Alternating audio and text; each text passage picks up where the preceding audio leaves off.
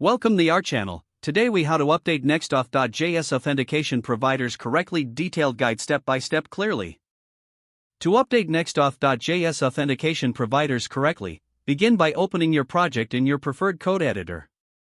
Locate the file where NextAuth.js is configured, typically found in the pages/API/auth folder. Ensure you have the latest version of NextAuth.js installed in your project. Check the NextAuth.js documentation for any updates to the authentication providers you intend to use.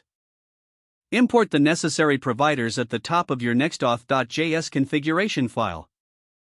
For example, if you're using Google as a provider, import it from nextauth/providers/Google.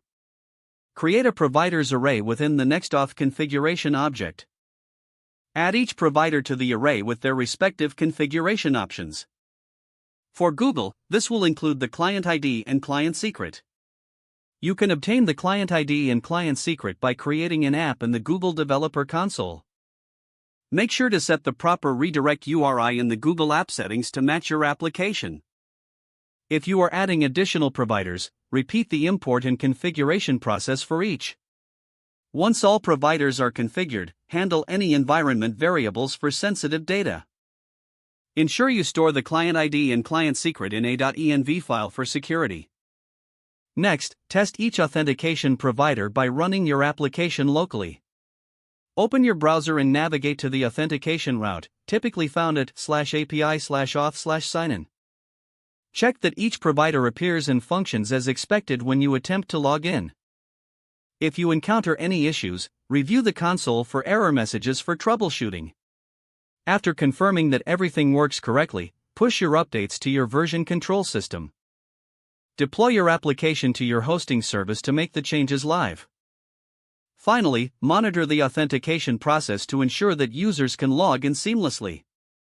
If the page does not load, refresh the browser or try again in a private or incognito window. Make sure you are using the correct email address, then retype it carefully to avoid small typos. If your password is not accepted, use the reset option and create a new strong password you can remember. Check your spam folder for verification or security emails, then complete any requested confirmation steps. Enable two-factor authentication if available to improve account security and reduce unauthorized access risk. After signing in, review your profile details so your contact information and settings are accurate and current.